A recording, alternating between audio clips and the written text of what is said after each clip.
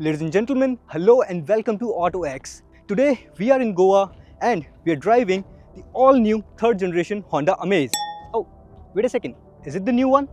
Well, the side profile looks more or less the same as well as the dimensions of the car. So what has been changed is the front, the rear, interior and features. So does it make a case for a new generation or should we call it a facelift? Let's find out.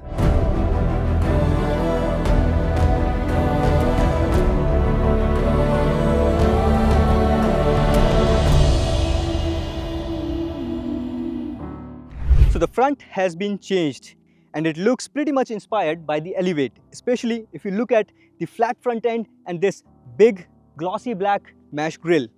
And then the headlamps, they look wider than the previous generation and Honda is giving a projector unit for both low and high beam.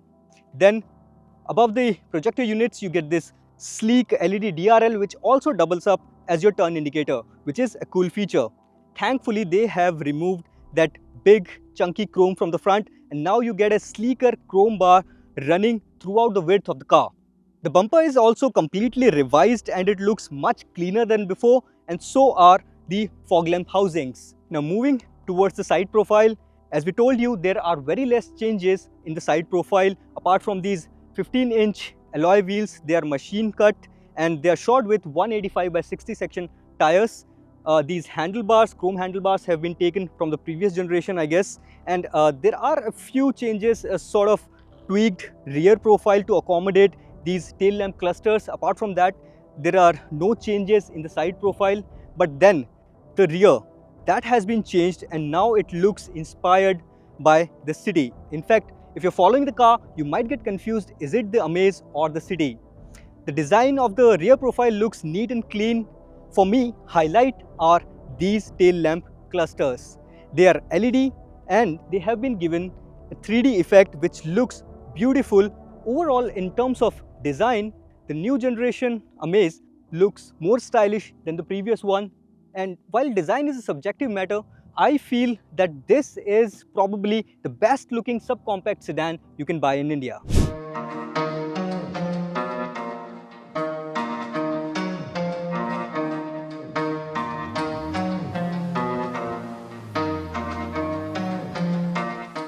Things are the same inside as well. A lot has been changed, but the placement of utilities remains the same.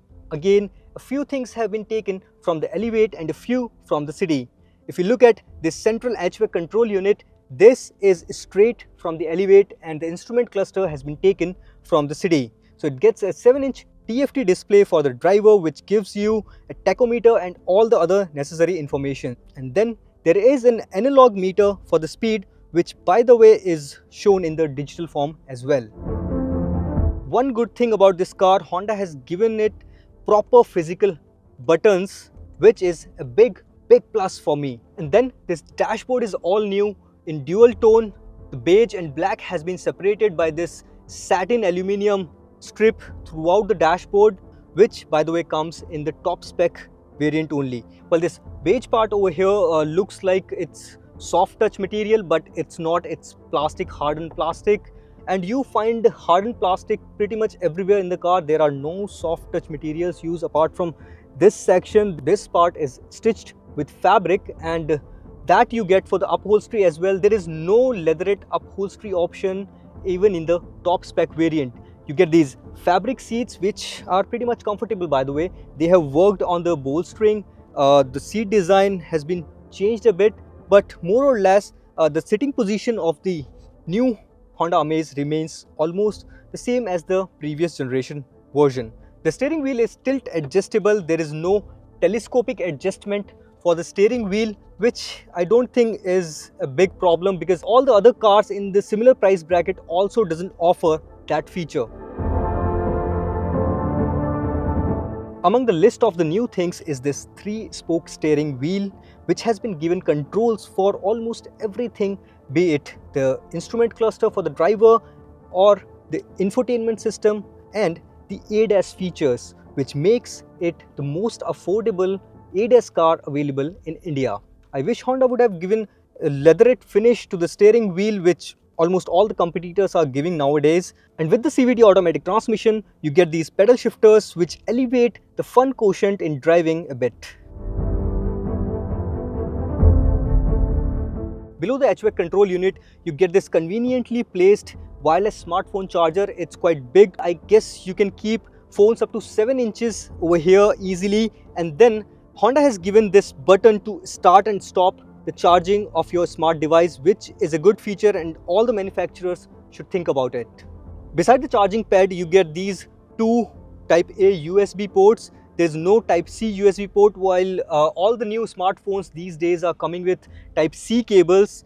And then on the other side, you get this 12-volt accessory socket, which is provided for the backseat passengers as well. Over here, you get this manual day-night IRVM. I think Honda should have given the automatic one, as most of the competition is giving that, which I think is a miss for this one. Another miss is the absence of sunroof. They should have given it at least as an option, as Desire is also giving that now. So now we are in the back seat of the new Honda Amaze, which again feels pretty much the same as the previous generation. Now, the space was never a problem with the Honda Amaze. I think it is the most spacious one in the subcompact sedan category, but still Honda says that they have improved the legroom by 70 mm and the headroom by 12 mm. And then the car has also been widened by 70 mm. And finally, the Amaze has got the rear AC vents, which was a big requirement for this car. And then Honda says that they have worked on the air conditioning as well. The cooling is 19% faster in the front row and 45% faster in the second row, which we also felt while driving the car in the hot weather of Goa. Because the Honda Amaze has been widened a bit, you get more space inside the boot as well. It is 416 litre now, quite similar to the best in class, which is I guess the Tata Tigor.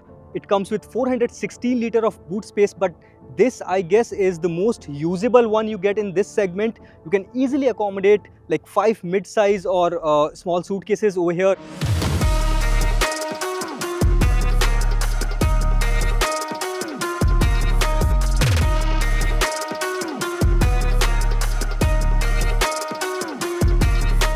Driving the new Honda Amaze is not a big departure from the previous generation or the outgoing version, especially in terms of the ergonomics, which is not a bad thing at all.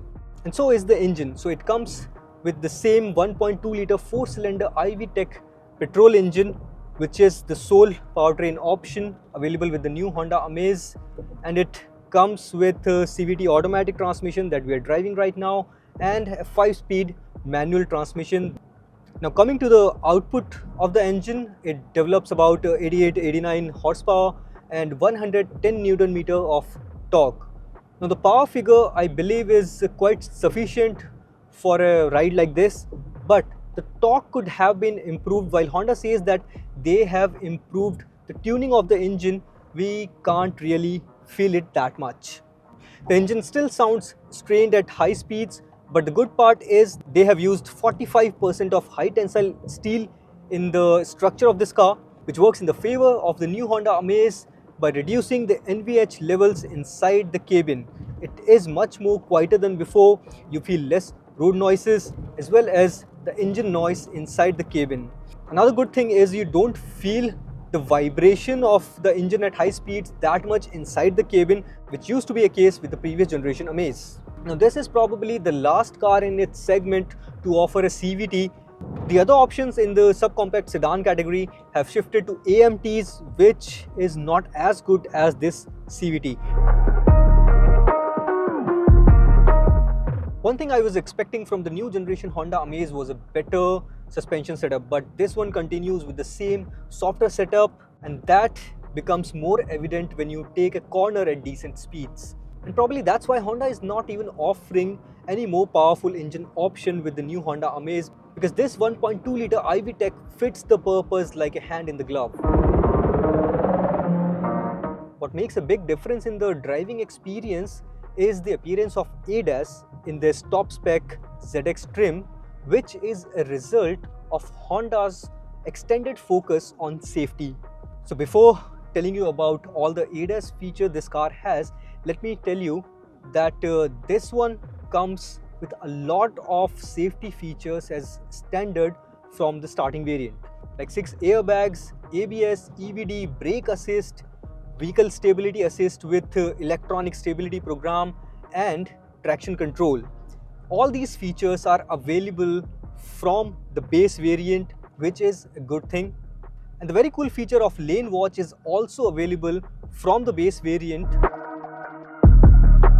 The lane watch is a camera based system, so whenever you turn your indicator on, it gives you a view of the side lane on the infotainment screen to eliminate any chances of blind spots that could happen with the conventional ORVMs.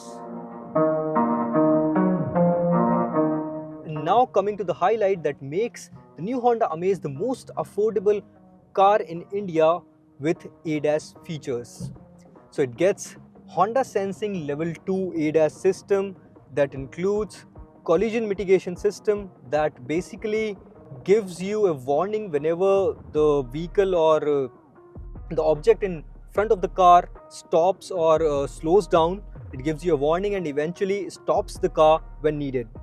Then you get road departure mitigation and lane keep assist system that keeps you in your driving line anyway usable on proper highways and expressways where you can easily find those proper road markings. Another feature is lead car departure warning system, which basically works when you're stopped at a signal or in traffic and the car in front of you leaves. It tells you that the car in front of you is leaving, now you can move your car. Apart from that, it gets a high beam assist feature, but the most usable ADAS feature in my senses is the adaptive cruise control, which cruises your car at your desired speeds but then also maintains a safe distance between the vehicle in the front and your car. So how it works, there's a button over here on the steering wheel. You can adjust the distance from here and you can set the desired speed you want. Whenever it approaches a vehicle that is slower than your speeds, it automatically slows down the car, and whenever that vehicle leaves or you change your lane and there is clear road, then it automatically picks up the pace and gives you the desired speeds you have set on your cruise control.